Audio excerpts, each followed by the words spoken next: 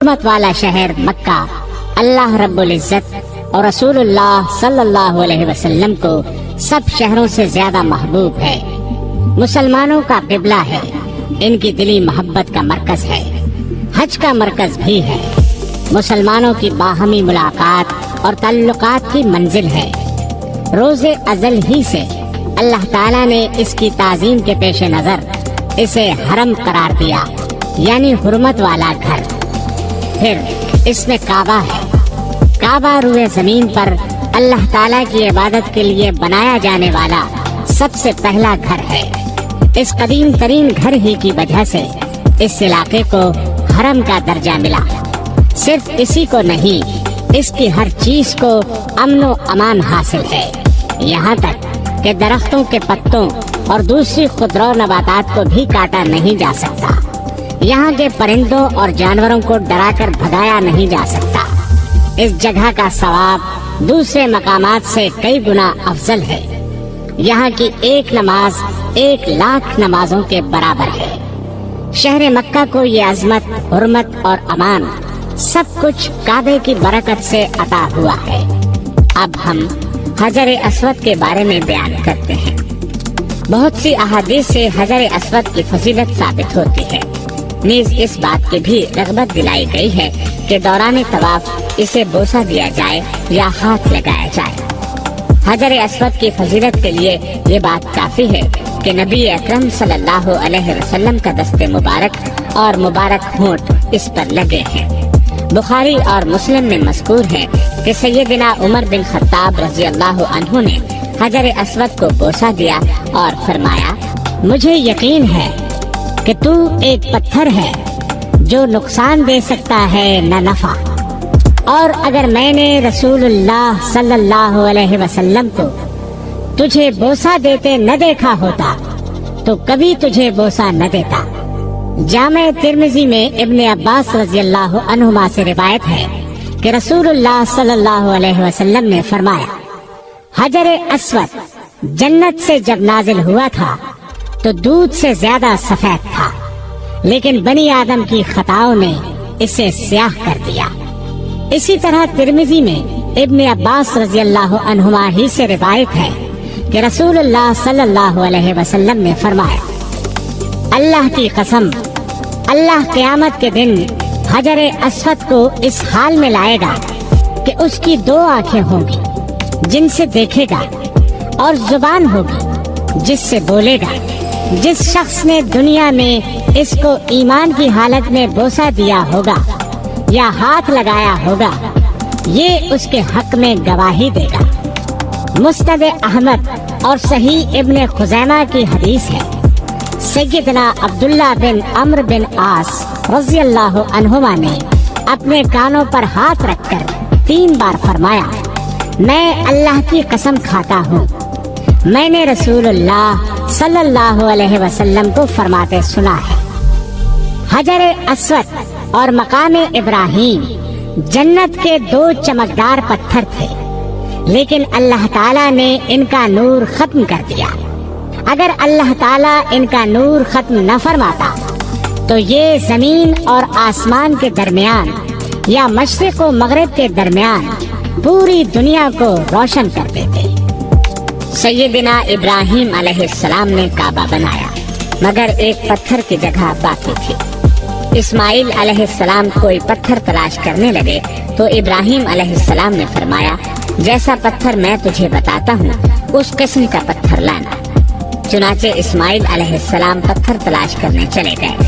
جب لے کر آئے تو دیکھا کہ ابراہیم علیہ السلام نے اس جگہ ایک پتھر نصب کر دیا ہے۔ پوچھا، ابا جان یہ پتھر کون لایا؟ فرمایا، یہ پتھر وہ شخص لایا جو تیری تعمیر کا محتاج نہیں، اس کو جبریل علیہ السلام آسمان سے لائے ہیں۔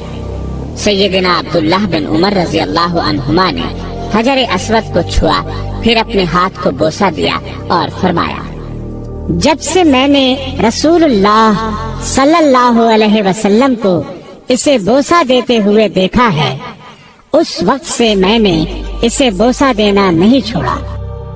اب ہم آپ کو زمزم کے کنویں کے بارے میں بتاتے ہیں۔ चाहे जमजम की खुदाई और चश्मा फूट पड़ने का किस्सा मशहूर है। इब्राहिम अलैहिस्सलाम अपने फर्जंद इस्माइल अलैहिस्सलाम और उनकी वालिदा को लेकर यहाँ आए। इस्माइल अलैहिस्सलाम अभी शीरखार थे। इब्राहिम अलैहिस्सलाम ने जमजम की जगह से कुछ ऊपर एक दरख्त के नीचे उन्हें ठहरा दिया। उस वक्त मक्का में खेती थी न पानी। उन्होंने उनके पास खजूरों की एक थैली और पानी का एक मशकेजा रखा और वापस चल पड़े। इस्माइल की माँ उनके पीछे भागी और पुकारी, हमें इस बेआबाद वादी में छोड़कर कहाँ जा रहे हैं। उन्होंने कई बार ये अल्फाज पुकारे मगर इब्राहिम अलैहिस्सलाम ने तवज्जो न की। आखिरकार उन्होंने कहा, क्या अल्लाह ताला ने आपको इसका हुक्म दिया है? इस पर इब्राहिम अलैहिस्सलाम ने फरमाया, हाँ। ये सुनकर उन्होंने कहा, फिर अल्लाह ताला हमें जाया नहीं करेंगे। ये कहकर वो वापस दरख्त के नीचे चली गयी। इब्राहिम अलैहिस्सलाम चलते गए, यहाँ तक कि जब घाटी में पहुँचे जहाँ से वो उन्हें देख नहीं सकते थे तो बैतुल्लाह की तरफ मुंह किया, हाथ उठाए और दुआएं की। इन दुआओं का जिक्र सूरह इब्राहिम आयत 37 में है। ऐ हमारे रब, मैंने अपनी कुछ औलाद इस बेआबो ब्याह वादी में तेरे हुर्मत वाले घर के पास ला बसाई है।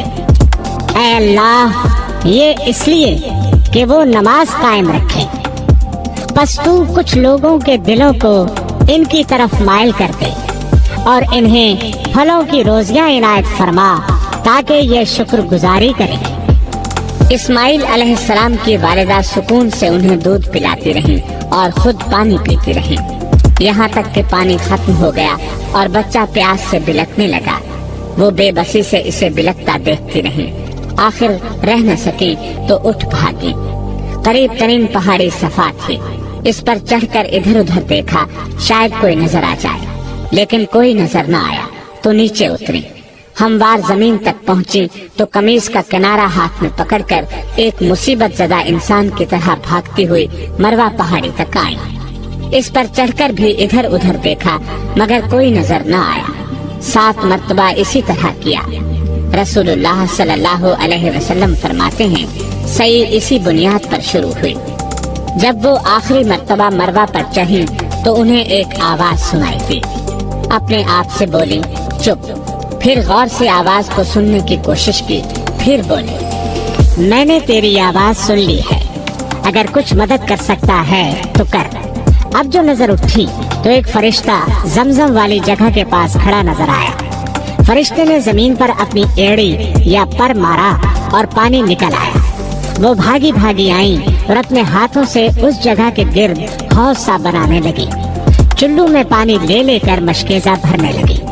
उधर पानी जोश से उबल रहा था।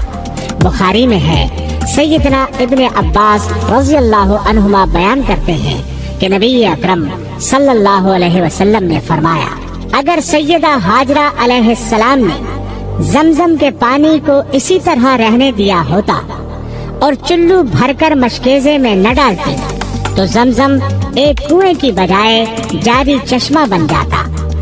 अब उन्होंने पानी पिया, बच्चे को दूध पिलाया तो फरिश्ता कहने लगा, ये न समझना कि तुम जाया हो जाओगे।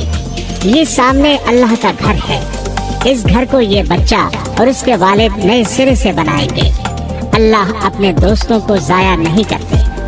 अरसे दराज के बाद और तवील सिलसिले शब रोज के गुजरने से जमजम नापैद हो गया, उसके आसार मिट गए। अल्लामा याकूत हमावी अपनी किताब मोजमुल बुल्दान में लिखते हैं कि जमजम के जारी होने पर लंबी मुद्दत गुजर गई, यहाँ तक कि सैलाबों और बारिशों ने इसके निशानात को मिटा दिया। सही बात यह है कि बनु जुरहुम जब मक्का छोड़कर चले गए तो उन्होंने खुद ही इस कुएं को मिट्टी से पाट दिया।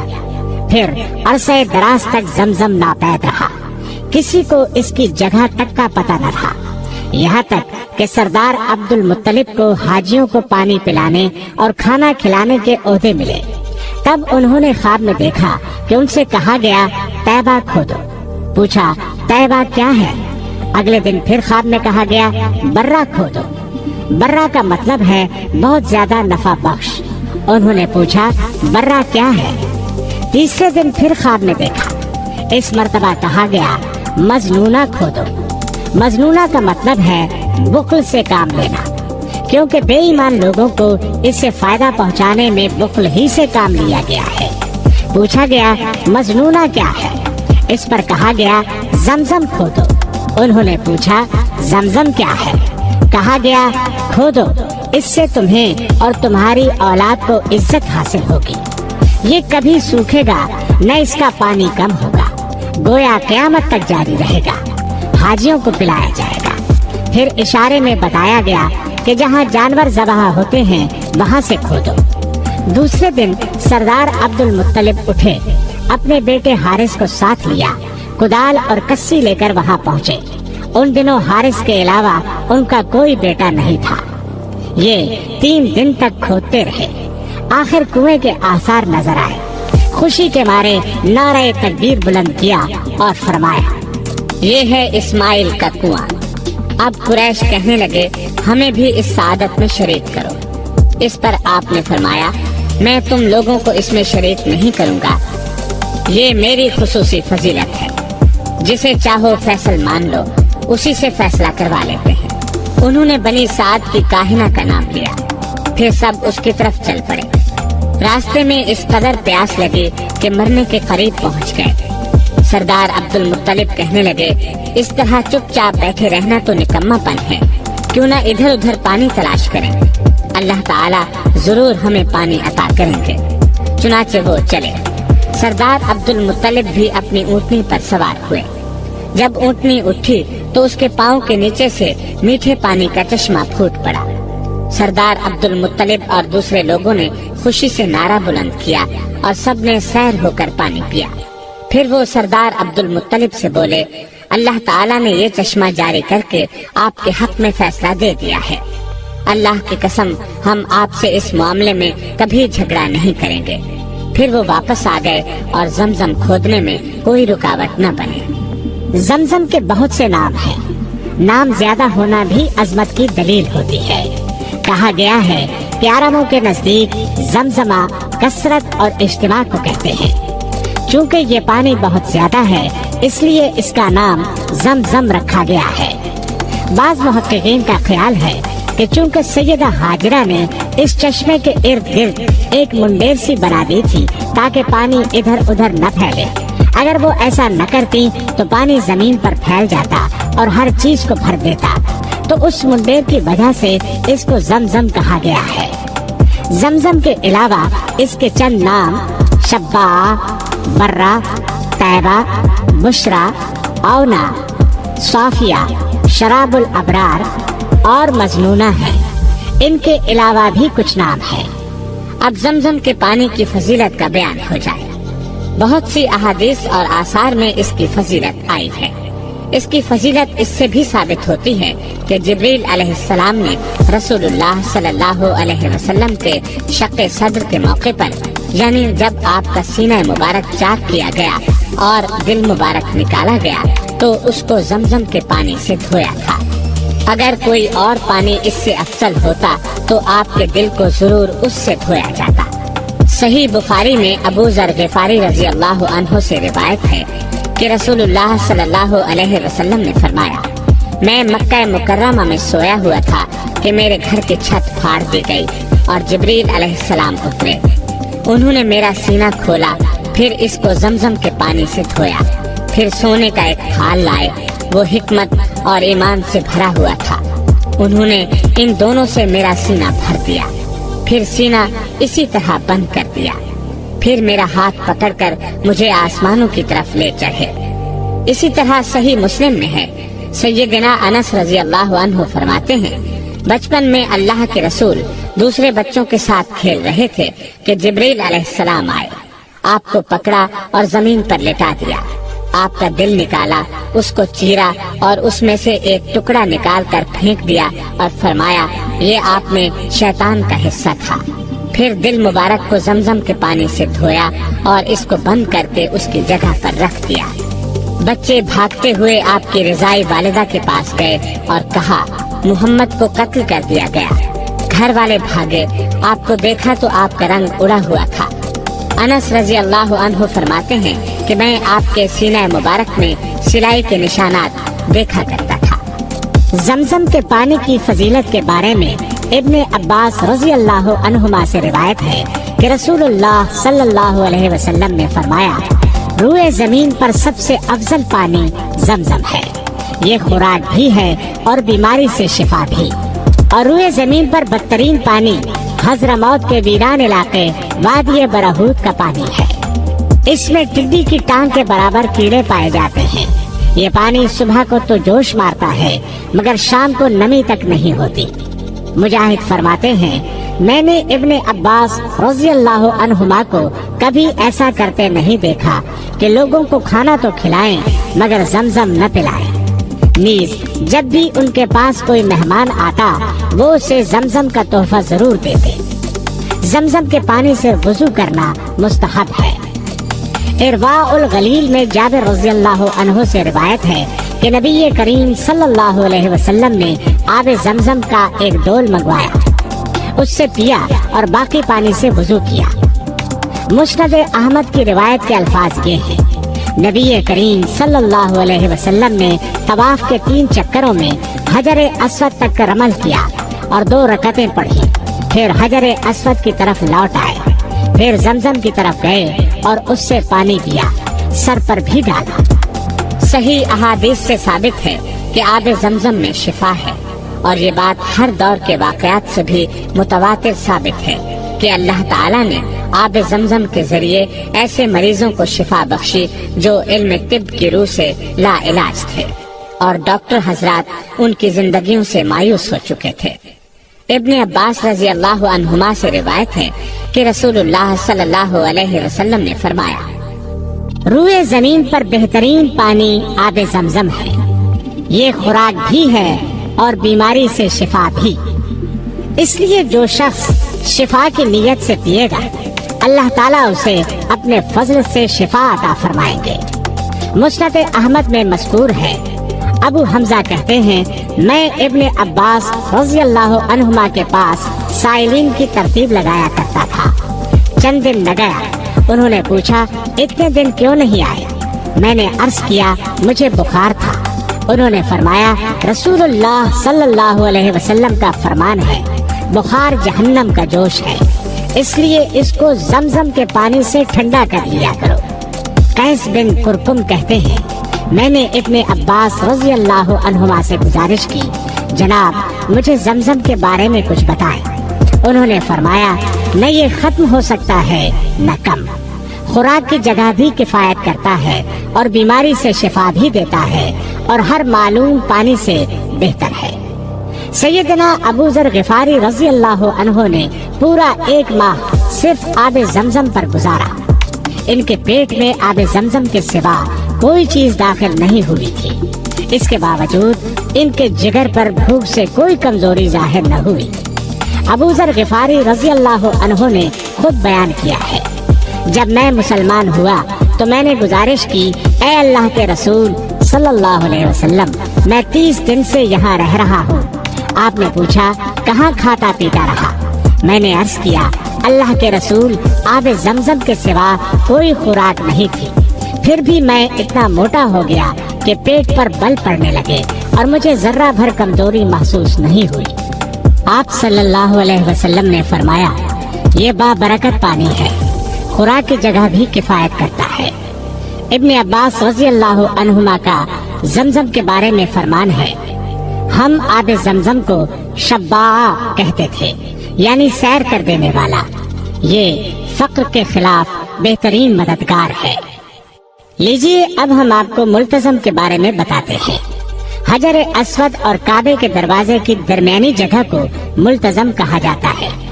مجاہد رحمت اللہ علیہ فرماتے ہیں، حجر اسود اور دروازے کی درمیانی جگہ ملتزم ہے۔ جو اس جگہ اللہ سبحانہ و تعالی سے دعا کرے گا اللہ تعالیٰ اس کی دعا ضرور قبول فرمائیں گے۔ ابن عباس رضی اللہ عنہما حجر اسود اور دروازے کی درمیانی جگہ کو چمٹ جاتے تھے اور فرماتے تھے کہ دروازے اور حجر اسود کے درمیان کھڑے ہو کر جو شخص بھی اللہ تعالیٰ سے دعا کرتا ہے اس کی حاجت ضرور پوری ہوتی ہے۔ इस जगह को मुल्तज़म कहा जाता है। यहाँ दीवार से चिमट कर दुआ करनी चाहिए। अहदीस में जिक्र मिलता है कि बहुत से सहाबा रज़ियल्लाहु अन्हुम इस जगह चिमट कर दुआएं किया करते थे। अबू जुबैर फरमाते हैं, मैंने अब्दुल्लाह बिन उमर, अब्दुल्लाह बिन अब्बास और अब्दुल्लाह बिन जुबैर रज़ियल्लाहु अन्हुम को यहाँ चिमट कर दुआएं करते देखा है। इस तरह हंज़ला फरमाते हैं, मैंने ताऊस रहमतुल्लाह अलैह को देखा कि वो हजर अस्वद और दरवाजे के दरमियान खड़े अल्लाह की पनाह तलब कर रहे हैं। उस्मान बिन अस्वद कहते हैं, मुजाहिद रहमतुल्लाह अलैह ने एक शख्स को हजर अस्वद और दरवाजे के दरमियान खड़े देखा तो उसके कंधे या पुष्ट पर हाथ मारकर फरमाया, खूब चिमट कर दुआ करो। तारिक बिन अब्दुर्रहमान से मनकूल है, वो फरमाते हैं, मैंने सैयदना अली बिन हुसैन रहमहुल्लाह के साथ तवाफ किया। जब आप तवाफ से फारिग हुए तो आपने कपड़ा पेट से हटाया और नंगा पेट हजर अस्वद और दरवाजे के दरमियान वाली जगह के साथ लगा दिया। अब हम आपको कुछ हाल फतह मक्का का सुनाते हैं। जब सुलह हुदैबिया तय पा गई तो बनु खुजा रसूलुल्लाह सल्लल्लाहु अलैहि वसल्लम के हलीफ बन गए और बनु बकर कुरैश के साथ मिल गए। बनु बकर के एक आदमी ने बनु खुजा के एक शख्स को कत्ल कर दिया। इसके नतीजे में दोनों कबीलों के दरमियान जंग की आग भड़क उठी। कुरैश ने असलहा के साथ बनु बकर की मदद की, बल्कि रात के अंधेरे में कुरैश के कुछ लोग बनु बकर के साथ मिलकर लड़ाई में भी शरीक हुए। इस तरह उन्होंने सुलह हुदैबिया के मुआहदे की खिलाफ वर्जी की। बनु खुजा का एक आदमी रसूलुल्लाह सल्लल्लाहु अलैहि वसल्लम के पास मदद का मुतालबा लेकर आया। आपने लोगों को तैयारी का हुक्म दिया और फरमाया, हम मक्के जाएंगे। साथ ही दुआ फरमाई, ऐ अल्लाह, कुरैश के जासूसों को काबू कर ले ताकि हम मक्का वालों को अचानक चालें। अब लोगों ने भरपूर तैयारी शुरू कर दी। रसूलुल्लाह सल्लल्लाहु अलैहि वसल्लम ने मक्का मुकर्रमा जाने का ऐलान फरमाया तो सैयदना हातिब बिन अबी बलता रज़ियल्लाहु अन्हु ने कुरैश को एक खत लिखा, एक औरत के सुपुर्द किया। उजरत देकर उसे तैयार किया कि इस खत को कुरैश तक पहुंचा दे। उसने वो खत अपने सर के बालों की मेंढियों में छुपा लिया और मक्का की तरफ रवाना हो गई। अल्लाह के रसूल सल्लल्लाहु अलैहि वसल्लम को बजरिया वही इत्ला हो गई। आपने सैयदना अली बिन अबी तालिब और सैयदना जुबैर बिन अव्वाम रज़ियल्लाहु अन्हुमा को उसके पीछे रवाना किया और हुक्म फरमाया, जाओ उस औरत को पकड़ लाओ, उसके पास एक खत है। इस खत में हमारी तैयारियों के मुताल्लिक कुरैश को खबरदार किया गया है। दोनों सरपट घोड़े दौड़ाते हुए गए और आखिर उसे रोज़ाए खाख के मकाम पर जा लिया। उसे सवारी से उतार कर सामान की तलाशी ली, लेकिन वो खत न मिला। सैयदना अली रज़ियल्लाहु अन्हु ने कहा, अल्लाह की कसम, रसूलुल्लाह सल्लल्लाहु अलैहि वसल्लम की इत्तला गलत नहीं हो सकती और न हम झूठ बोल रहे हैं, इसलिए तू खत निकाल दे, वरना हम तेरे कपड़े उतार कर तलाशी लेंगे। जब उसने महसूस कर लिया कि अब खत निकाल कर देने के सिवा कोई चारा नहीं, तो बोली, अच्छा आप मुंह दूसरी तरफ कर लें। सैयदना अली रज़ियल्लाहु अन्हु ने चेहरा दूसरी तरफ कर लिया। उसने खत निकाल कर उन्हें दे दिया। वो खत लेकर अल्लाह के रसूल सल्लल्लाहु अलैहि वसल्लम के पास आए। आपने हातिब रज़ियल्लाहु अन्हु को बुलाकर फरमाया, हातिब ऐसा क्यों किया? वो बोले, अल्लाह के रसूल सल्लल्लाहु अलैहि वसल्लम, यकीन कीजिए मैं अल्लाह और उसके रसूल पर पुख्ता ईमान रखता हूँ। अल्लाह की कसम, न मैंने अकीदा बदला न दीन। बात यह है कि मैं कुरैश के किसी कबीले से नहीं हूँ, लेकिन मेरे बीवी बच्चे वहाँ रह रहे हैं। मैंने सिर्फ उनके बचाव के लिए मुशरिकीन पर ये एहसान किया था। इस पर सैयदना उमर बिन खत्ताब रज़ियल्लाहु अन्हु फरमाने लगे, ऐ अल्लाह के रसूल सल्लल्लाहु अलैहि वसल्लम, मुझे इजाजत दीजिए, मैं इस मुनाफिक की गर्दन उड़ा दूं। उनकी बात सुनकर अल्लाह के रसूल सल्लल्लाहु अलैहि वसल्लम ने फरमाया, उमर तुझे क्या इल्म?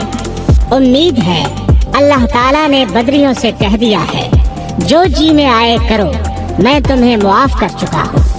रसूलुल्लाह सल्लल्लाहु अलैहि वसल्लम 10 रमजानुल मुबारक को मदीना मुनव्वरा से रवाना हुए। कुरैश को रसूलुल्लाह सल्लल्लाहु अलैहि वसल्लम की रवानगी का कुछ इल्म नहीं था, क्योंकि आप कुरैश से खबरों की नाकाबंदी कर चुके थे। इत्तेफाक से एक रात अबू सुफियान, हकीम बिन हिजाम और बुदैल बिन वरका किसी खबर की तलाश में मक्का से बाहर आए। उधर नबी करीम सल्लल्लाहु अलैहि वसल्लम के चचा अब्बास रजी अल्लाह अन्हु रसूलुल्लाह सल्लल्लाहु अलैहि वसल्लम के सफेद खच्चर पर सवार फिर रहे थे। उनका ये गश्त इसलिए था कि कोई शख्स मिले तो उसे मक्के वालों के पास भेजे, वो उन्हें बताए अल्लाह के रसूल सल्लल्लाहु अलैहि वसल्लम तशरीफ ला चुके हैं, लिहाजा आकर अमान हासिल कर लें। इत्तेफाकन उन्हें अबू सुफियान मिल गए। उन्होंने उन्हें कायल किया कि वो उनके साथ रसूलुल्लाह सल्लल्लाहु अलैहि वसल्लम की खिदमत में चलें और मक्का वालों के लिए अमान हासिल कर लें। वो उनके साथ गए तो रसूलुल्लाह सल्लल्लाहु अलैहि वसल्लम ने इस्लाम की पेशकश की। अबू सुफियान फौरन मुसलमान हो गए। सैयदना अब्बास रज़ी अल्लाह अन्हु कहने लगे, अल्लाह के रसूल, अबू सुफियान सरदार आदमी है, फख्र का ख्वाहिशमंद है, लिहाजा इसे कुछ इम्तियाज अता फरमाए। आपने फरमाया, ठीक है, जो शख्स अबू सुफियान के घर में दाखिल हो जाए उसे अमान होगी, जो अपना दरवाजा बंद करके बैठ जाए उसे भी अमान हासिल होगी, और जो बैतुल्लाह में चला जाए उसे भी कुछ नहीं कहा जाएगा। जब नबी अकरम सल्लल्लाहु अलैहि वसल्लम सूतवा में दाखिल हुए तो आपने फतह मंदी के एहसान का शुक्र अदा करते हुए अल्लाह ताला के सामने अपना सर झुकाया हुआ था, यहाँ तक कि आपकी दाढ़ी मुबारक के बाल पालान की लकड़ी को छू रहे थे। लश्कर इस्लाम का हर दस्ता रसूलुल्लाह सल्लल्लाहु अलैहि वसल्लम की हिदायत के मुताबिक पेश कदमी कर रहा था। कोई मुज़ाहमत नहीं हो रही थी। सिर्फ मक्का मुकर्रमा की नशेबी जानिब में बनु बकर और हबशियों के कुछ लोगों ने खालिद बिन वलीद रज़ी अल्लाह अन्हु के दस्ते को रोकने की कोशिश की, मगर वो जल्द ही शिकस्त खा गए। सफ़वान बिन उमैया, इकरमा बिन अबू जहल और सुहैल बिन अम्र ने भी खंदमा के इलाके में कुछ लोग लड़ाई के लिए जमा कर रखे थे। जब खालिद बिन वलीद रज़ी अल्लाह अन्हु अपने दस्ते समेत पहुँचे तो उन्होंने भी थोड़ी बहुत मुज़ाहमत की। इनमें से करीबन 12-13 आदमी मारे गए तो वो भाग खड़े हुए।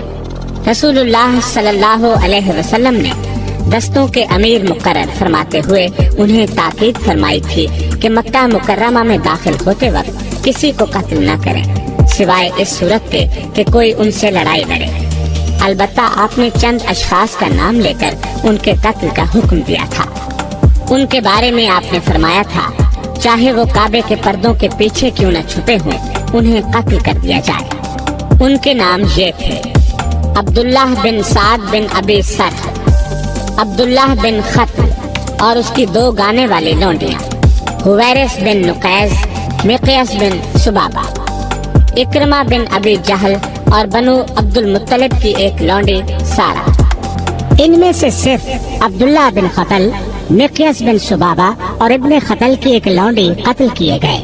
बाकी हजरात ने मुआफी मांग ली और आपने उन्हें मुआफ कर दिया। रसूलुल्लाह सल्लल्लाहु अलैहि वसल्लम जुमाअतुल मुबारक को मक्का मुकर्रमा में तशरीफ फरमा हुए, जबकि रमजानुल मुबारक के 10 दिन बाकी थे। नबी सल्लल्लाहु अलैहि वसल्लम के लिए मकाम अब्ताह में खुसूसी खेमा लगाया गया। आप अपनी ऊँटनी कस्वा पर सवार दाखिल हुए। आपके एक तरफ अबू बकर सिद्दीक रज़ी अल्लाह अन्हु और दूसरी तरफ सैयदना उसैद बिन खुज़ैर रज़ी अल्लाह अन्हु थे। आप अपने खेमे में फिरोकश हुए। इब्ने उमर रज़ी अल्लाह अन्हुमा फरमाते हैं, रसूलुल्लाह सल्लल्लाहु अलैहि वसल्लम मक्का मुकर्रमा में दाखिल हुए तो देखा कि मुशरिकीन की औरतें घोड़ों के चेहरों से अपने दुपट्टों के साथ गर्दो गुबार झाड़ रही हैं। अबू बकर सिद्दीक रज़ी अल्लाह अन्हु मुस्कुराए। नबी सल्लल्लाहु अलैहि वसल्लम ने फरमाया, अबू बकर, हसन ने कैसे कहा था भला? अबू बकर सिद्दीक रज़ी अल्लाह अन्हु ने सैयदना हसन बिन साबित रज़ी अल्लाह अन्हु के ये अशार पढ़े, मेरी बेटी मर जाए अगर तुम हमारे घोड़ों को कदा मकाम के दोनों किनारों पर गर्दो गुबार उड़ाते न देखो, वो अपने सवारों से बागें छुड़ा छुड़ा कर भागेंगे, उन पर काठियां पड़ी होंगी और औरतें अपने दुपट्टों के साथ उनके चेहरों से गर्दो गुबार झाड़ेंगी। नबी सल्लल्लाहु अलैहि वसल्लम ने फरमाया, घोड़ों को वहीं से दाखिल करो जहां हसन ने जिक्र किया है, यानी कदा से। जब लोगों में इत्मीनान हुआ तो आप अपनी ऊँटनी पर सवार होकर बैतुल्लाह तशरीफ लाए और सवारी ही पर 7 चक्कर लगाए। जब भी हजर अस्वद के पास से गुजरते अपनी छड़ी से उसे छू लेते। उस वक्त काबे के इर्द गिर्द 360 बुत थे। इन बुतों को शीशे के जरिए नस्ब किया गया था। आप इन बुतों को छड़ी से मारते और फरमाते, हक आ गया और बातिल मिट गया। बातिल तो मिटने ही वाला है। बुत चेहरे के बल गिरते जा रहे थे। सैयदना जाबिर रज़ियल्लाहु अन्हु बयान करते हैं, हम रसूलुल्लाह सल्लल्लाहु अलैहि वसल्लम के साथ मक्का मुकर्रमा में दाखिल हुए। उस वक्त बैतुल्लाह के आसपास 360 बुत थे। उनकी पूजा की जाती थी। रसूलुल्लाह सल्लल्लाहु अलैहि वसल्लम के हुक्म से इन सब को मुंह के बल गिराया गया। सही बुखारी में है, नबी अकरम सल्लल्लाहु अलैहि वसल्लम मक्का में तशरीफ लाए तो आपने बुतों की मौजूदगी में काबे में दाखिल होने से इनकार कर दिया। आपके हुक्म से इन सब को निकाल दिया गया। जब सैयदना इब्राहीम और इस्माइल अलैहिस्सलाम के बुत निकाले गए तो उनके हाथ में तीर पकड़ाए हुए थे। रसूलुल्लाह सल्लल्लाहु अलैहि वसल्लम ने फरमाया, अल्लाह इन मुशरिकों पर लानत करे। अल्लाह की कसम, इन्हें इल्म है कि इन दोनों शख्सियात ने कभी तीरों के साथ किस्मत आजमाई नहीं की। फिर आप बैतुल्लाह में दाखिल हुए और कोनों में खड़े होकर तकबीरें पढ़ते रहे, लेकिन आपने इसमें नमाज अदा नहीं फरमाई। सही बुखारी की दूसरी रिवायत में है कि आपने इसमें नमाज अदा फरमाई थी। दुरुस्त बात भी यही है जैसा कि सैयदना अब्दुल्लाह बिन उमर रज़ियल्लाहु अन्हुमा बयान करते हैं। फिर जब नबी करीम सल्लल्लाहु अलैहि वसल्लम ने काबे में नमाज अदा फरमाई, बैतुल्लाह का चक्कर लगा लिया, उसके कोनों में तकबीरात पढ़ ली और नारे तौहीद बुलंद फरमा दिया, तो बैतुल्लाह का दरवाजा खुलने पर आपने देखा कि मस्जिद कुरैश से भर चुकी थी। वो सफों में बैठे इंतजार कर रहे थे कि अब आप उनके साथ क्या सलूक फरमाते हैं। आपने बैतुल्लाह के दरवाजे के बाजुओं को पकड़कर फरमाया, अल्लाह के सिवा कोई सच्चा माबूद नहीं, वो यकता है, कोई उसका शरीक नहीं। उसने अपना वादा पूरा फरमाया, अपने बंदे की मदद फरमाई और अकेले में सब लश्करों को शिकस्त दे दी। खबरदार, हर किस्म का फख्र, माली और नसबी इम्तियाज जिनके दावे किए जाते हैं, आज मेरे इन पांव तले हैं, सिवाय बैतुल्लाह की खिदमत और हाजियों को पानी पिलाने की खिदमत के। खबरदार, अगर किसी को कोड़े या लाठी के साथ गलती से मार दिया जाए तो कातिल पर सख्त दियत लागू होगी, यानी 100 ऊँट, जिनमें 40 ऊँटनियाँ हामिला भी होंगी। ऐ कुरैश, अल्लाह ताला ने तुम्हारा जाहिली तकब्बुर और आबाई फख्र खत्म कर दिया। सब लोग आदम अलैहिस्सलाम की औलाद हैं और सैयदना आदम अलैहिस्सलाम मिट्टी से बने थे। फिर आपने सूरतुल हुजुरात की आयत 13 तिलावत फरमाई, ऐ लोगो, हमने तुम्हें एक मर्द और एक औरत से पैदा किया, फिर हमने तुम्हें कबीलों और कौमों में बांट दिया ताकि तुम एक दूसरे को पहचान सको। तुम में सबसे ज्यादा मुअज़्ज़ज़ वो है जो अल्लाह ताला से ज्यादा डरता है। बिलाशुबहा अल्लाह ताला दाना और बाखबर है। इसके बाद आपने फरमाया, ऐ कुरैश, क्या तुम्हें मालूम है मैं तुमसे क्या सलूक करूंगा?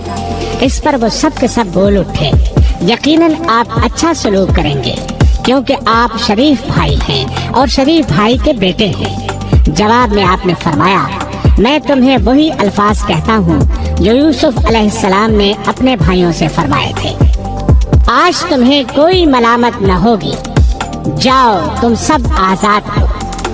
फतह के बाद लोग रसूलुल्लाह सल्लल्लाहु अलैहि वसल्लम की बैत करने लगे।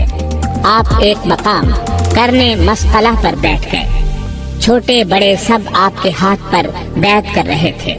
वो इकरार कर रहे थे, अल्लाह के सिवा कोई माबूद नहीं।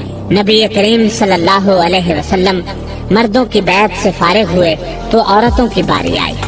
آپ نے عورتوں سے زبانی بیعت لی۔ اس وقت آپ صفا پہاڑی پر تھے۔ سیدنا عمر رضی اللہ عنہ آپ سے نیچے بیٹھے ہوئے تھے۔ انہوں نے آپ کی طرف سے عورتوں سے بیعت لی۔ بیعت کے الفاظ یہ تھے: ہم اللہ کے ساتھ کسی کو شریک نہیں ٹھہرائیں گی، چوری نہیں کریں گی، زنا نہیں کریں گی، اپنے بچوں کو قتل نہیں کریں گی، کسی پر جھوٹا بہتان نہیں باندھیں گی اور کسی اچھے کام میں آپ کی نافرمانی نہیں کریں گی۔ نبی کریم صلی اللہ علیہ وسلم مکہ مکرمہ میں 19 دن ٹھہرے۔ اس پوری مدت میں آپ نماز قصر ہی ادا فرماتے رہے۔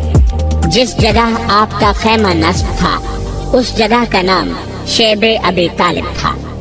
ان دنوں میں آپ نے بہت سے امور سر انجام دیے، مثلاً کعبے کو بتوں سے پاک کیا، بیت اللہ کے اندر نماز ادا کی، بیت اللہ کے اندر بنی تصاویر مٹوائیں، بنو شیبہ کا کعبے کے خدام کے طور پر تقرر فرمایا، بنو عبد المطلب کو سقایا یعنی حجاج کو پانی پلانے کی خدمت سونپی۔ مزید یہ کہ آپ نے سیدنا بلال رضی اللہ عنہ کو حکم فرمایا کعبے کے اوپر چڑھ کر اذان دیں۔ بعض سرکش مرتدوں کا خون جائز قرار دیا، مردوں اور عورتوں سے بیعت لی۔ ابو اسید خزائی کو حکم فرمایا کہ حرم کی برجیاں پھر سے بنائیں۔ دعوت اسلام کے لیے کئی لشکر بھیجے، کیونکہ آپ کو معلوم تھا کہ فتح مکہ کی وجہ سے بہت سے دشمن اسلام قبول کرنے کو تیار ہیں۔ بت توڑنے کے لیے بھی دستے بھیجے۔ سیدنا خالد بن ولید رضی اللہ عنہ نے مکہ کے قریب مقام نخلا کے بت عزا کو پاش پاش کیا۔ اس وقت رمضان المبارک 8 ہجری کے 5 دن باقی تھے۔ عزا قریش اور بنو کنانہ کا خاص بت تھا اور اسے سب سے بڑا بت شمار کیا جاتا تھا۔ نیز آپ نے سیدنا عمرو بن عاص رضی اللہ عنہ کو بھیجا۔ انہوں نے بنو حذیل کا بت سوا ریزہ ریزہ کیا۔ اسی طرح سیدنا سعد بن زید اشہلی رضی اللہ عنہ کو بھیجا۔ انہوں نے منات نامی بت کو توڑا۔ یہ سب کام رمضان المبارک 8 ہجری ہی میں انجام پائے۔ اللہ کے رسول صلی اللہ علیہ وسلم فتح مکہ کے بعد واپس مدینہ منورہ تشریف لائے تو وفود کا تانتا بن گیا۔ وہ آ کر اپنے اسلام کا اعلان کرتے تھے۔ ادھر حج کا وقت قریب آ رہا تھا۔ آپ مسلمانوں کو لے کر حج کے لیے نہیں جا سکتے تھے کیونکہ وفود مسلسل آ رہے تھے۔ نیز ابھی تک جزیرہ نمائے عرب میں کفار موجود تھے جو اللہ پر ایمان رکھتے تھے نہ اس کے رسول پر۔ کچھ یہودی بھی تھے، اس لیے مناسب تھا کہ ابھی اللہ کے رسول مدینہ ہی میں رہیں یہاں تک کہ اسلام ہر طرف پھیل جائے اور اللہ کی طرف سے آپ کو حج کی اجازت ملے اور آپ کی بجائے ابو بکر صدیق رضی اللہ عنہ ہی لوگوں کو حج کے لیے ساتھ لے جائیں۔ چونکہ مشرکین اب بھی بیت اللہ کا حج کرنے کے لیے آ جاتے تھے، اس لیے ضروری تھا کہ کعبے کو مشرکین کی آمد سے بھی پاک کیا جائے، جیسا کہ بتوں اور شرکیہ نشانات سے پاک کیا جا چکا تھا۔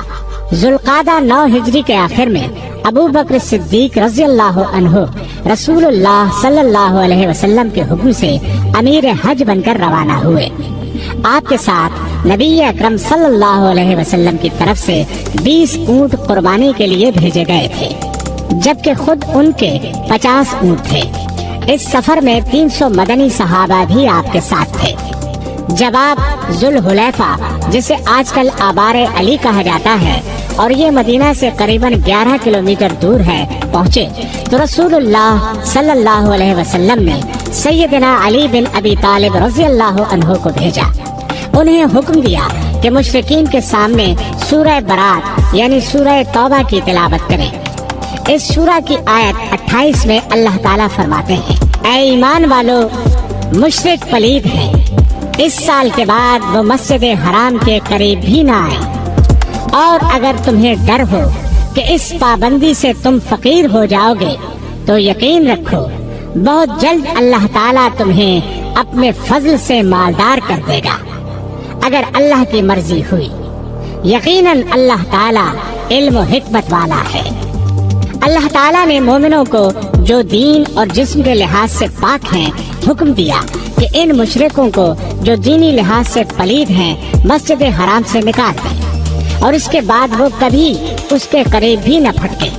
چنانچہ علی رضی اللہ عنہ نے قربانی والے دن فرمایا، اے لوگو، اس سال کے بعد کوئی مشرک حج کرنے نہ آئے، کوئی ننگا شخص بیت اللہ کا طواف نہ کرے، اور جس شخص کا اللہ کے رسول صلی اللہ علیہ وسلم سے معاہدہ ہو چکا ہے وہ مقررہ مدت تک برقرار رہے گا۔ لوگوں کے لیے اس وقت سے 4 ماہ کی مدت مقرر کر دی گئی تاکہ وہ اپنے اپنے گھروں کو واپس جا سکیں۔ پھر اس دن سے کسی مشرک نے حج نہیں کیا، نہ کسی ننگے شخص نے کعبہ کا طواف کیا، بلکہ تمام مشرکین واپس چلے گئے اور ایک دوسرے کو ملامت کے انداز میں کہنے لگے، تم کیا کر رہے ہو؟ جب قریش اسلام قبول کر چکے ہیں تو تم بھی اسلام قبول کر لو۔ اب ہم آپ کو مسجد حرام کی تعمیر کے مختلف ادوار کے بارے میں بتاتے ہیں۔ جی ہاں، پہل مسجد حرام چھوٹی سی تھی، اس کے ارد گرد دیوار بھی نہیں تھی، بلکہ گھروں نے مسجد حرام کو گھیر رکھا تھا۔ گھروں میں مسجد کی طرف دروازے کھلتے تھے، لوگ ادھر ادھر سے آتے جاتے رہتے تھے، اس طرح نمازیوں کو دقت ہوتی تھی۔ سیدنا عمر بن خطاب رضی اللہ عنہ نے بہت سے گھر خرید کر گرا دیے۔ جن لوگوں نے اپنے گھروں کو فروخت کرنے سے انکار کیا ان کے گھر گروا کر گھروں کی قیمت بیت المال میں رکھ دی۔ آخرکار انہوں نے یہ قیمت لے لی۔ پھر سیدنا عمر رضی اللہ عنہ نے مسجد کے ارد گرد 4 دیواری تعمیر کروا دی جو زیادہ اونچی نہیں تھی۔ سیدنا عمر رضی اللہ عنہ نے لوگوں سے فرمایا، کعبہ پہلے سے بنا ہوا تھا، تم بعد میں رہنے لگے ہو، لہٰذا خالی جگہ کعبے کا سین ہے نہ کہ تمہارا۔ یہ 17 ہجری کی بات ہے جب سیدنا عمر رضی اللہ عنہ عمرہ کرنے کے لیے تشریف لائے تھے اور مکہ مکرمہ میں 20 دن ٹھہرے تھے۔ سیدنا عثمان رضی اللہ عنہ کے دور میں لوگ زیادہ ہو گئے تو انہوں نے مسجد کی مزید توسیع فرمائی۔ کچھ لوگوں سے گھر خرید لیے، جنہوں نے بیچنے سے انکار کیا ان کے گھر زبردستی گرا دیے۔ لوگوں نے شور و غل مچایا تو آپ نے انہیں بلا کر فرمایا، میری نرمی اور تحمل نے تمہیں جرأت دلا دی ہے، ورنہ سیدنا عمر رضی اللہ عنہ نے بھی یہی کچھ کیا تھا۔ اس وقت تو کوئی نہیں بولا تھا، میں نے تو انہی کا طریقہ اختیار کیا ہے جس پر تم چیخنے چلانے لگے ہو۔ پھر آپ نے انہیں قید کرنے کا حکم دیا، مگر پھر عبداللہ بن خالد بن اسید کی سفارش پر انہیں چھوڑ دیا۔ سیدنا عثمان رضی اللہ عنہ نے یہ توسیع 26 ہجری میں فرمائی۔ پھر سیدنا عبداللہ بن زبیر رضی اللہ عنہ نے مسجد کے مشرقی سمت سے توسیع کی، اور یہ بالائی حصہ تھا جو مسجد کی شامی اور یمنی جانب واقع تھا۔ اس توسیع میں کتاب اخبار مکہ کے مصنف علامہ ازرقی کے جد امجد ازرق کا نصف گھر بھی شامل ہو گیا تھا۔ یہ حصہ سیدنا عبداللہ بن زبیر رضی اللہ عنہ نے ان سے 10,000 دینار سے زائد رقم دے کر خریدا تھا۔ اس کے بعد بنو عباس کے دوسرے خلیفہ ابو جعفر منصور نے مسجد کی شامی اور مغربی جانب توسیع کی۔ اس توسیع کی ابتدا محرم الحرام 137 ہجری میں ہوئی اور ذی الحج 140 ہجری میں تکمیل ہوئی۔ ابو جعفر منصور کی توسیع مسجد حرام کے پہلے رقبے سے نصف پر مشتمل تھی۔ گویا اس طرح مسجد کا رقبہ پہلے سے 1.5 گنا بڑھ گیا۔ پھر ابو جعفر منصور کے بیٹے مہدی نے مسجد کی بالائی، یمنی اور مغربی جانب اپنے والد کی توسیع سے آگے مزید توسیع کی۔ مہدی کے دور میں توسیع 2 مرتبہ ہوئی۔ پہلی مرتبہ 160 ہجری میں جب اس نے اپنے والد کی توسیع سے آگے 2 برآمدے مزید تعمیر کیے۔ دوسری مرتبہ 167 ہجری میں توسیع ہوئی۔ اس توسیع کا حکم اس نے اس وقت دیا جب 164 ہجری میں وہ اپنا دوسرا حج کرنے آیا۔ یہ توسیع شروع اس کے آخری دور میں ہوئی اور مکمل اس کے بیٹے موسیٰ ہادی کے دور میں ہوئی، کیونکہ موت نے مہدی کو زیادہ مہلت نہ دی۔ مہدی نے مسجد حرام کی توسیع و تعمیر میں بہت زیادہ مال خرچ کیا، کیونکہ مسجد میں شامل کی جانے والی 1 ہاتھ مربع زمین کی قیمت 25 दीनार में पड़ी और वादी में दाखिल की जाने वाली 1 हाथ मुरब्बा जमीन की कीमत 15 दीनार में पड़ी।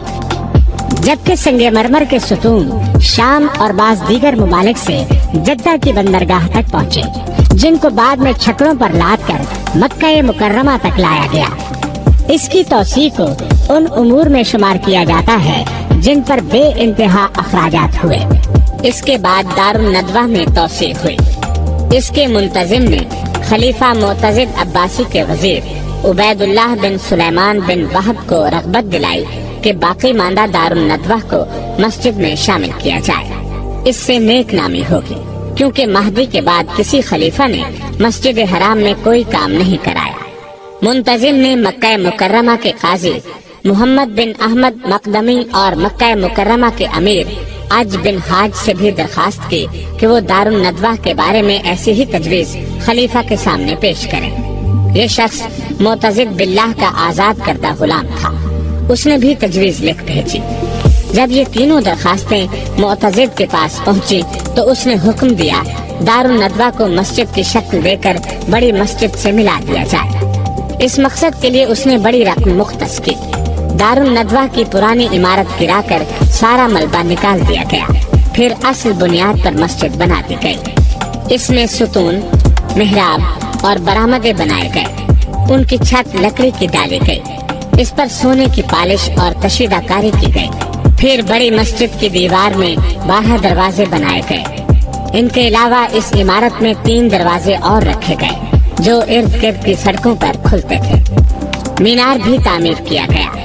छत पर किंगरों वाला जंगला बनाया गया। इस सारे काम में 3 साल का अरसा लगा और ये तमाम काम करीबन 284 हिजरी में मुकम्मल हुआ।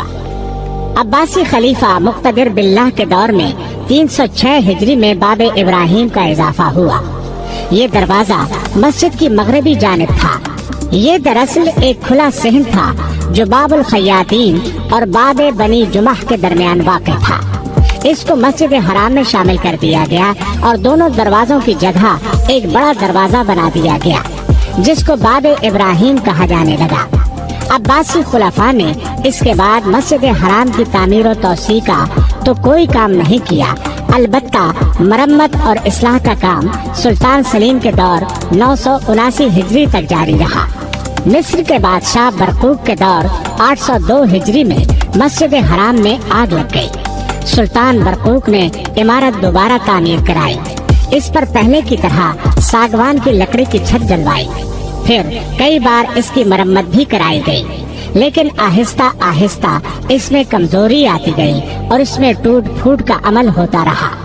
सुल्तान सलीम के सामने जब ये सूरत हाल पेश की गई तो उसने इसको गिराकर नई इमारत बनाने का हुक्म दिया और कहा कि छत लकड़ी की न डाली जाए बल्कि इसको गुंबदों की शक्ल में बनाया जाए। ये काम 979 हिजरी में शुरू हुआ, लेकिन सुल्तान सलीम तामीर मुकम्मल होने से पहले ही फौत हो गए। फिर उनके बेटे सुल्तान मुराद सोम ने इस काम को मुकम्मल किया। तामीर नौ का ये काम 984 हिजरी में मुकम्मल हुआ। अब्बासी खलीफा मुक़्तदिर बिल्लाह के दौर में मस्जिद हराम में जो तौसीह हुई तो उसके बाद 1069 बरस तक मस्जिद हराम का रकबा उतना ही रहा। अलबत्ता इर्द गिर्द इमारत बनती रही, बल्कि आहिस्ता आहिस्ता मस्जिद की तरफ सरकती रही। सही वाली जगह का भी यही हाल रहा कि उसके और मस्जिद हराम के दरमियान कई कई मंजिला इमारत थी। सही वाली जगह की सूरत एक तंग गली की सी होकर रह गई। उसके इर्द गिर्द दुकानें थी। अब मस्जिद हराम अपने महदूद रकबे की वजह से जायरीन के लिए तंग हो रही थी। हाजियों की तादाद अब इतनी कम नहीं रही थी जितनी जानवरों और बागबानी कश्तियों के जमाने में थी, बल्कि ज़राए आमद और रफ्त की तरक्की की वजह से अब तादाद कई गुना बढ़ चुकी थी। अब जानवरों की बजाय नई नई बसें, कारें और तेज तरीन हवाई जहाज इजाद हो चुके थे। बागबानी कश्तियों की बजाय तेज रफ्तार देव हैकल बाहरी जहाज का दौर आ चुका था। इतनी बड़ी तादाद के लिए ये मस्जिद बहुत तंग पड़ गई थी। जूं जूं दिन गुजर रहे थे, हुज्जाज और जायरीन की तादाद में बेइंतहा इजाफा हो रहा था। मक्का मुकर्रमा के रिहायशी और हुज्जाज सभी इस तंगी को बुरी तरह महसूस कर रहे थे। लेकिन ताज्जुब की बात ये کہ 1000 سال سے زیادہ مدت تک کسی مسلمان بادشاہ یا حاکم نے اس کی توسیع میں ایک بالشت زمین کا اضافہ کیا اور نہ اس کی فکر کی۔ 1370 ہجری میں مسجد نبوی کی توسیع کا آغاز ہوا۔ 5 محرم 1375 ہجری میں مسجد نبوی کی توسیع کا کام پورا ہونے پر سرکاری طور پر اعلان کیا گیا کہ مسجد نبوی کی توسیع کے دوران استعمال ہونے والی تمام مشینری اور جملہ آلات کو مکہ مکرمہ منتقل کر دیا جائے تاکہ فوری طور پر مسجد حرام کی توسیع کے منصوبے کا آغاز ہو سکے۔ شاہ عبدالعزیز بن عبد الرحمن آل سعود رحمت اللہ علیہ نے حرمین شریفین کے معاملات پر بہت زیادہ توجہ دی، چنانچہ انہوں نے مسجد کی مرمت کا حکم دیا۔ اس حکم کے تحت حرم میں سنگ مرمر لگایا گیا، نئے سرے سے رنگ کیا گیا، دروازے اور برآمدوں کے فرش درست کیے گئے۔ شاہ عبدالعزیز پہلے شخص ہیں جنہوں نے سعی والی گلی کا فرش لگوایا، اس کے اوپر سائبان کی تجدید کرائی، جبکہ مساء یعنی سعی کرنے کی جگہ پر سب سے پہلے شاہ شریف حسین بن علی نے 1339 ہجری میں سائبان لگوایا تھا۔ مسجد حرام میں پہلی توسیع شاہ سعود بن عبدالعزیز کے دور میں ہوئی۔ مساء کے دونوں جانب بنے ہوئے گھر گرا دیے گئے اور مساء کی 2 منزلیں بنائی گئی۔ پہلی منزل میں صفا سے مروہ جانے اور مروہ سے صفا واپس آنے کے لیے الگ الگ راستے بنائے گئے۔ درمیان میں ایک چھوٹا سا جنگلہ لگا دیا گیا تاکہ جانے اور آنے کے راستے جدا جدا رہیں۔ پہلی منزل میں 16 دروازے لگائے گئے۔ دوسری منزل پر جانے کے لیے 2 راستے بنائے گئے، ایک صفا دوسرا مروہ کے پاس۔ پھر جنوبی جانب کی عمارت گرائی گئی اور 2 منزلہ خوبصورت برآمدہ بنایا گیا۔ مساء کے سوا باقی توسیع شدہ عمارت کے نیچے تہخانے بنائے گئے۔ پھر مغربی اور شمالی جانب میں بھی جنوبی توسیع کی طرح توسیع کی گئی اور ان دونوں جانب بھی وہی کچھ بنایا گیا جو جنوبی جانب بنایا گیا تھا۔ دروازوں کی تعداد بھی بڑھائی گئی، چھوٹے بڑے سب مل کر 51 دروازے بن گئے۔ توسیع کے دوران پرانے 7 مینار گرا کر 7 نئے مینار بنائے گئے۔ اس طرح سعودی دور کی پہلی توسیع میں 1,53,000 مربع میٹر کا اضافہ کیا گیا اور مسجد کا کل رقبہ 1,80,850 مربع میٹر ہو گیا۔ گویا اس توسیع کے بعد مسجد حرام کا رقبہ 6 گنا بڑھ گیا، جبکہ اس توسیع سے پہلے مسجد کا کل رقبہ صرف 27,850 مربع میٹر تھا۔ مزید یہ کہ توسیع والی عمارت انتہائی مضبوط اور خوبصورت ہے۔ دیواروں پر سنگ مرمر اور چھتوں اور ڈاٹوں میں عمارتی پتھر جڑا گیا ہے تاکہ مسجد حرام فن تعمیر کا شاہکار بن جائے۔ شاہ فہد نے حرم کی طرف بہت توجہ دی اور بڑی دریا دلی سے خرچ کیا۔ ان کے منصوبے کے 2 پہلو ہیں۔ نمبر 1 زیبائش و آرائش، نمبر 2 مسجد حرام کے رقبے میں اضافہ۔ رقبے میں اضافہ تو اس طرح کیا گیا کہ مغربی جانب باب عبدالعزیز سے باب عمرہ تک 2 منزلہ عمارت اور تہخانے بنائے گئے اور مسجد کی چھت کو بھی نماز کی ادائیگی کے قابل بنا دیا گیا۔ وہاں کھلے صحن تعمیر کیے گئے، ان میں 80,000 سے زائد افراد نماز پڑھ سکتے ہیں۔ بجلی کے ذریعے چلنے والی سیڑھیوں کے لیے 3 مقامات بنائے گئے۔ گویا کے توسیع کی سابقہ 2 منزلوں کے اوپر تیسری منزل کا بھی اضافہ کیا گیا ہے۔ اس توسیع میں باب الملک فہد کے نام سے ایک عظیم دروازہ بنایا گیا۔ اس کے ساتھ 14 چھوٹے دروازے بھی ہیں۔ تہخانوں میں جانے کے لیے 2 راستے بنائے گئے ہیں۔ اس توسیع کے بعد اب مسجد میں داخل ہونے کے لیے 4 بڑے اور 54 چھوٹے دروازے ہیں۔ تہخانوں میں داخل ہونے کے لیے 6 الگ راستے ہیں۔ اس کے علاوہ دوسری منزل پر جانے کے لیے بھی کئی راستے اور بجلی کے ذریعے چلنے والی سیڑھیاں موجود ہیں۔ مسجد کے 7 سابقہ میناروں میں بالکل انہی جیسے 2 اور میناروں کا اضافہ کیا گیا ہے۔ اس طرح میناروں کی تعداد اب 9 ہو گئی ہے۔ اس نئے اضافے کا رقبہ 76,000 مربع میٹر ہے۔ یہ رقبہ پہلی سعودی توسیع سے پہلے کی مسجد حرام کے رقبے سے 3 گنا ہے۔ اس کا مطلب یہ ہے کہ دونوں سعودی توسیعات سے مسجد حرام کا رقبہ 9 گنا بڑھ گیا ہے۔ اس کے علاوہ نمازیوں کے لیے مسجد کی مشرقی جانب مساح سے متصل نئے میدان بھی بنائے گئے ہیں۔ ان کو مشرقی صحن کہا جاتا ہے۔ جبل ابی قبیس کے دامن میں شاہی محلات واقع ہیں، جن کا رقبہ قریباً 40,000 مربع میٹر ہے۔ ان میں وہ تمام سہولیات مہیا کی گئی ہیں جن کی نمازیوں کو ضرورت پیش آ سکتی ہے۔ اس کے ساتھ ساتھ جنوبی اور مغربی جانب بھی وسیع صحن تیار کیے گئے ہیں۔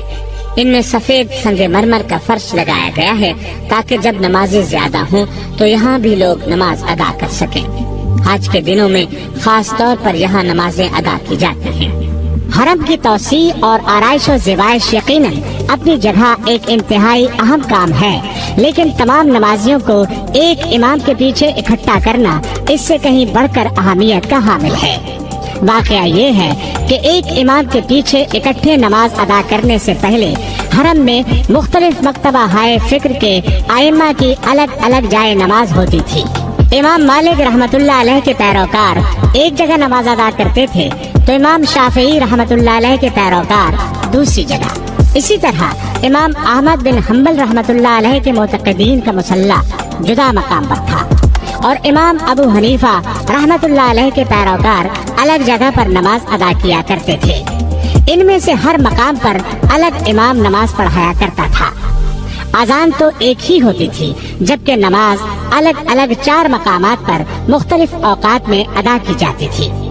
سب سے پہلے امام احمد بن حنبل رحمت اللہ علیہ کے پیروکار نماز ادا کرتے، ان کے بعد امام شافعی رحمت اللہ علیہ کے ماننے والے، پھر امام مالک رحمت اللہ علیہ کے پیروکار، اسی طرح سب سے آخر میں امام ابو حنیفہ رحمت اللہ علیہ کے طریق پر چلنے والے اپنی نماز ادا کیا کرتے تھے۔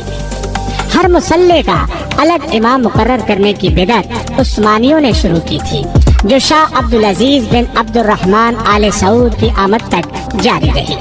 شاہ عبدالعزیز نے یہ تمام طریقے ختم کر دیے جو مسلمانوں کی زندگی کو عیبدار بنا رہے تھے، اور تمام امور کو رسول اللہ صلی اللہ علیہ وسلم اور سلف صالحین کے عہد کی طرف لوٹاتے ہوئے مسلمانوں کو ایک امام کی اقتداء میں نماز ادا کرنے کا حکم جاری کر دیا۔ لیجئے اب ہم آپ کو مکہ مکرمہ کے تاریخی مقامات کی سیر کراتے ہیں۔ جبل حرا کا نام تو آپ نے سنا ہے، یہی وہ پہاڑ ہے جس میں ایک غار ہے جو لوگوں میں غار حرا کے نام سے مشہور ہے۔ اس غار میں وحی کے نزول کا آغاز ہوا۔ رسول اللہ صلی اللہ علیہ وسلم اس غار میں نزول وحی سے پہلے بھی عبادت کیا کرتے تھے۔ مسلم کی حدیث ہے، ابو ہریرہ رضی اللہ عنہ بیان کرتے ہیں کہ نبی کریم صلی اللہ علیہ وسلم سیدنا ابو بکر صدیق، سیدنا عمر، سیدنا عثمان، سیدنا علی، سیدنا طلحہ اور سیدنا زبیر رضی اللہ عنہم حرا پہاڑ کی ایک چٹان پر بیٹھے تھے کہ چٹان ہلنے لگی۔ رسول اللہ صلی اللہ علیہ وسلم نے فرمایا، رک جا، اس وقت تجھ پر ایک نبی، ایک صدیق اور شہید ہی بیٹھے ہیں۔ جبل ثور، یہ پہاڑ مکہ مکرمہ کی نشیبی جانب جنوب میں واقع ہے۔ ہجرت کے موقع پر نبی کریم صلی اللہ علیہ وسلم اور ابو بکر صدیق رضی اللہ عنہ اس پہاڑ کے مشہور غار میں چھپے تھے۔ یہ وہی غار ہے جس کا ذکر اللہ نے اپنی کتاب قرآن مجید میں کیا ہے۔ 2 میں سے دوسرے جبکہ وہ غار میں تھے۔ مسجد خیف مینا میں واقع ہے۔ یہ ان مساجد میں سے ہے جن کی فضیلت بعض احادیث اور آثار صحابہ سے ثابت ہے۔ ابن عباس رضی اللہ عنہما کی ایک مرفوع حدیث میں ہے، مسجد خیف میں 70 انبیاء علیہم السلام نے نماز پڑھی ہے۔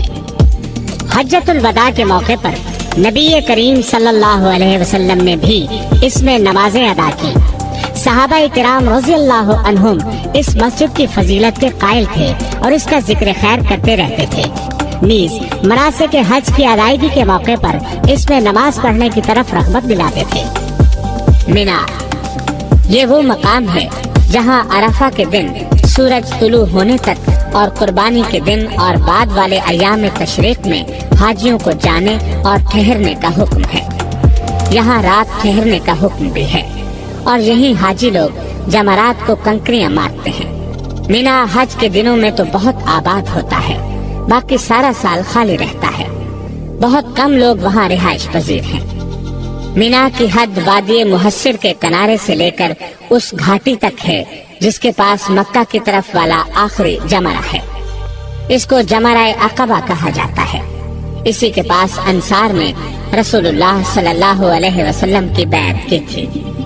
मीना की एक फजीलत ये है कि मस्जिद खैफ यही वाक़ है।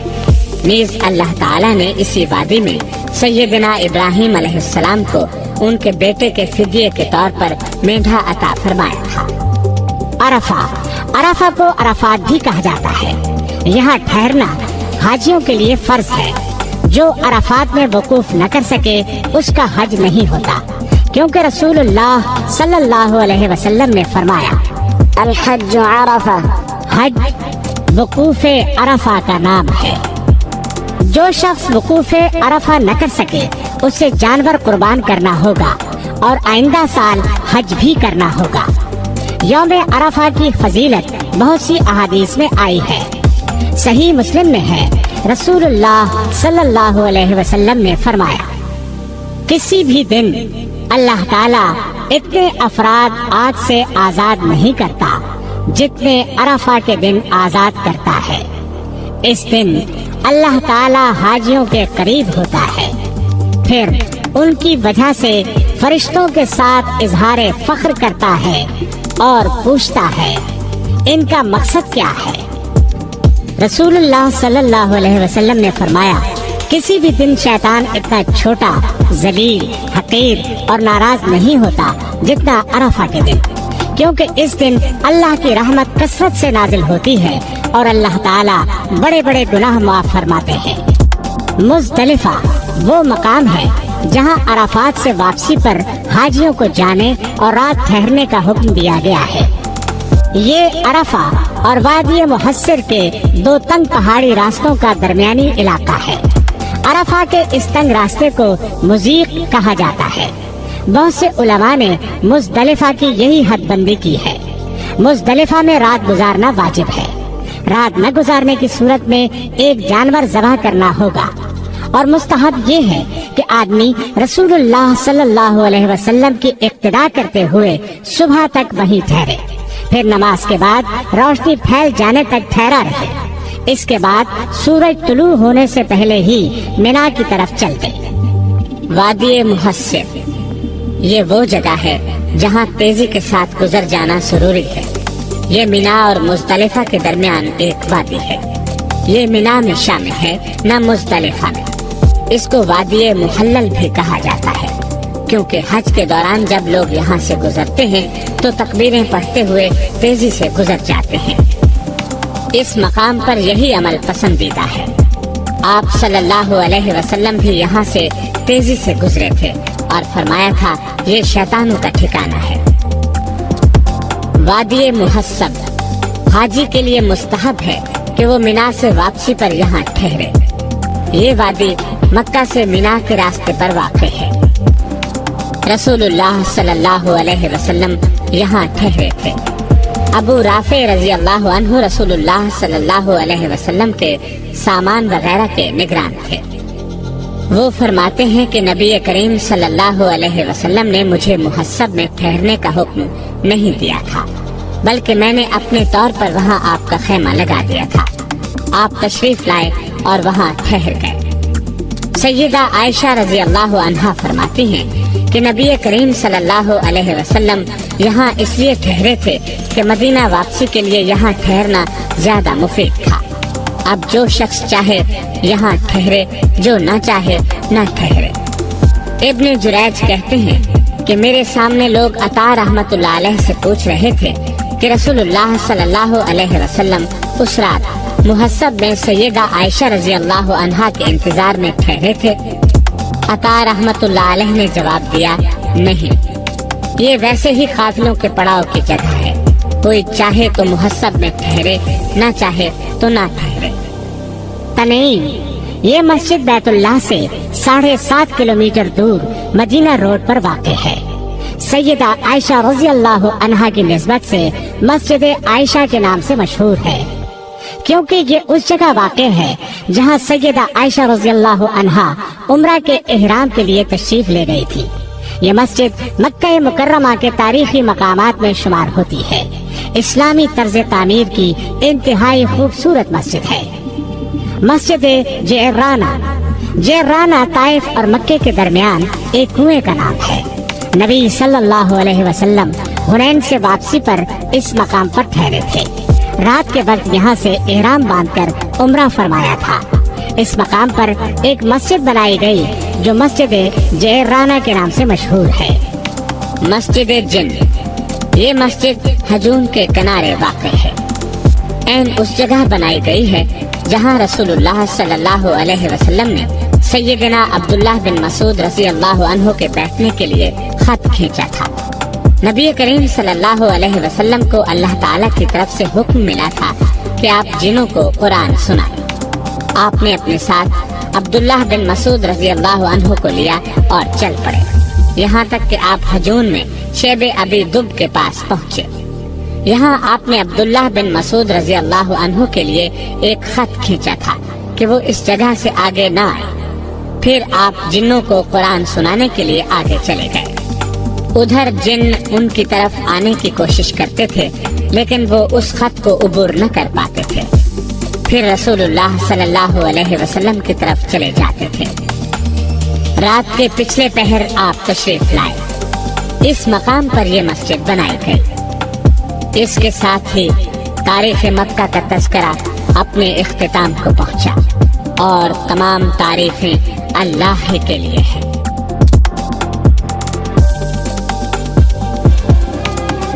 Thanks for watching. Don't forget to like, comment, share and subscribe to